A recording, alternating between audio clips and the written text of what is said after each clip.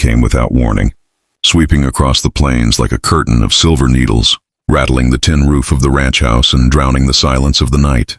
The wind howled through the valley, bending the long grass flat, carrying the scent of wet earth and lightning. In the distance, the storm split the sky with jagged streaks of white, each flash illuminating the vast emptiness of the land. Eliza pulled her coat tighter around her shoulders as she trudged up the long dirt road, mud sucking at her boots with every step. She hadn't meant to be caught out here, not this far from town, but the storm had rolled in faster than she could outrun it. Her car was a half-mile back, tires sunk in mud, useless in the downpour. Now, with the storm growing stronger, she had no choice but to find shelter wherever she could. That was when she saw it. The ranch rose out of the rain like a ghost, an old wooden house with its windows glowing faintly in the storm. A wide barn crouched nearby, its roof sagging under years of weight. Horses shifted restlessly in the corral, their dark shapes moving against the lightning-lit sky. For a moment, Eliza hesitated. It was late, and she had no idea who lived out here. But she didn't have the strength to turn back.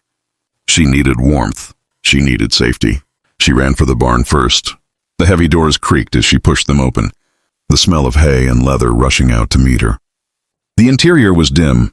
Lanterns hung along the beams, casting a warm glow across the rows of stalls. Horses turned their heads toward her, snorting softly, their eyes reflecting the light. It wasn't perfect, but it was dry, and for tonight that was enough. She had just set her bag down in a corner, brushing rain from her hair when the voice came. "You'll freeze to death in here." She spun, heart leaping into her throat. A man leaned against the stall door across the barn, arms folded across his broad chest, eyes sharp beneath the brim of his hat. His coat was worn, boots caked with mud, but there was nothing weary about his presence. He stood with the solidness of the land itself, watching her like he'd been waiting. I'm sorry," Eliza stammered, her cheeks flushing. "I didn't mean to trespass. I'll stay just for the night, and I'll be gone in the morning." The cowboy didn't move, didn't even blink. The storm rumbled outside, thunder shaking the rafters. His voice was steady when he spoke again, low and unyielding. "You'll sleep next to me or not at all." The words struck her like a jolt. Heat rushed to her face, part fear, part disbelief.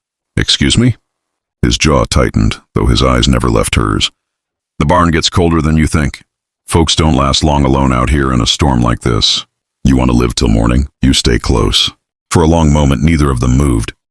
The rain hammered against the roof. The horses shifted restlessly, and Eliza's heart pounded so loud she thought he might hear it. She should have been angry, should have turned and run back into the storm. But something in his voice, something in the way he said it, told her this wasn't a threat. It was a warning, and she had a choice to make. Eliza hesitated in the barn doorway, the rain hammering just inches behind her, the cowboy's words still heavy in the air. His gaze didn't waver, steady as the land itself, and for reasons she couldn't name. She found her feet moving when he finally jerked his head toward the ranch house. They crossed the yard in silence, boots sinking into mud, the storm whipping against their backs until at last he pushed open the heavy wooden door and led her inside. The warmth hit her instantly, the smell of smoke and cedar wrapping around her like a blanket. A fire crackled in the stone hearth, shadows dancing across walls lined with old photographs and worn leather furniture. She stood dripping on the rug, shivering as she took it in, while he hung his hat on the rack and shrugged off his coat with practiced ease. Without looking at her, he tossed a folded quilt from the back of the couch and muttered, "Sit, dry off." His voice carried no softness, only the blunt weight of command, but she obeyed, clutching the blanket around herself, grateful despite the edge in his tone. For a long while neither spoke, the storm outside filling the silence with its relentless fury. Eliza watched him move about the room, striking matches, pouring coffee, stoking the fire, and she wondered what kind of man lived out here alone. What kind of past carved such stern lines into his face? At last she broke the quiet. "I didn't mean to intrude." "My car," he cut her off with a glance, his gray eyes sharp. "No one comes out this way by accident." The words made her pulse quicken, though she shook her head. "I got lost. That's all." He studied her for a moment longer, as if weighing the truth, then handed her a steaming mug and sank into the armchair opposite her, his rifle leaning against the wall within easy reach. "Lost'll get you killed quicker than a bullet out here." She sipped the bitter coffee, the heat grounding her as silence stretched again, heavy, unspoken. Finally, she asked the question that had burned since the barn. Why did you say that? That I had to stay next to you or not at all? His jaw tightened, eyes flicking to the window where rain lashed against the glass. He took a long breath before answering, his voice lower now, almost reluctant. Because the barn isn't safe. Not for you. Her brows knit, confusion swirling with unease. Safe, it's just a barn. He leaned forward, elbows on his knees, gaze dark and unreadable. You hear the wind in these storms? It carries things, whispers. Some folks think it's just the weather, but I've lived long enough to know better. The barns where my father kept the ones who didn't make it through nights like this. Men who swore they heard voices telling them to step outside, to walk straight into the rain and never come back. He locked it up, nailed every beam tight, but it never stopped. A shiver prickled down her spine. She wanted to laugh it off, to call him superstitious. But the way he said it, the weight in his voice, froze the words on her tongue. So you see, he finished quietly, staring into the fire, I'd sooner keep you under my roof than find you gone come morning. The flames popped, sending sparks upward, and Eliza realized her hands were trembling around the mug. She didn't know if she believed him, didn't know if she could, but something deep in her gut told her this man wasn't spinning stories. The storm raged louder, rattling the windows like fists on glass, and she found herself inching closer to the fire, closer to him, because suddenly the barn no longer seemed like shelter at all. It felt like a trap. The storm did not let up through the night. It raged like a living thing, rattling the shutters, clawing at the roof, howling down the chimney until the fire shuddered in its hearth. Eliza tried to sleep on the worn couch, wrapped in the quilt, but every time her eyes drifted shut, the cowboy's words echoed through her mind. The barn isn't safe. Not for you. She told herself it was nonsense, a tale spun to scare her into obedience. But then somewhere around midnight, she heard it, the faintest murmur, rising and falling like breath, carried on the wind. She sat up, heart pounding, straining to hear.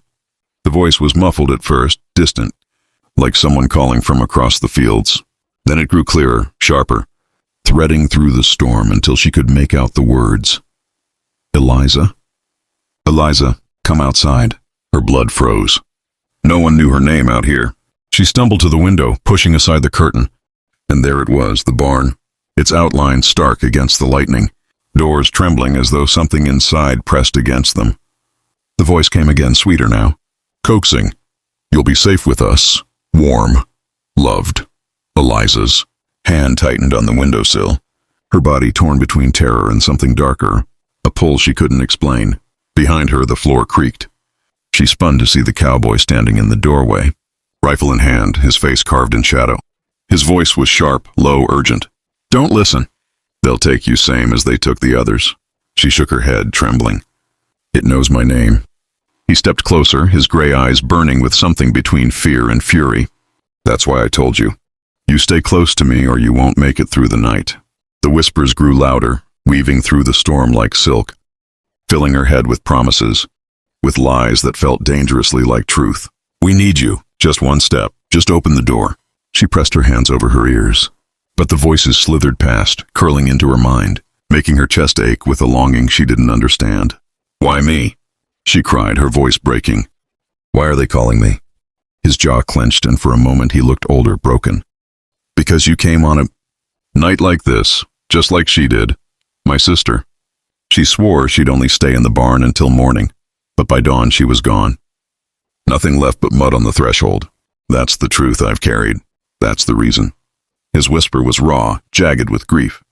The land takes who it wants, and tonight it wants you. Tears burned in Eliza's eyes as the voices swelled, the barn doors rattling like they'd burst at any moment. Lightning split the sky, thunder shook the walls, and in that instant she understood the choice wasn't hers to make, it was his.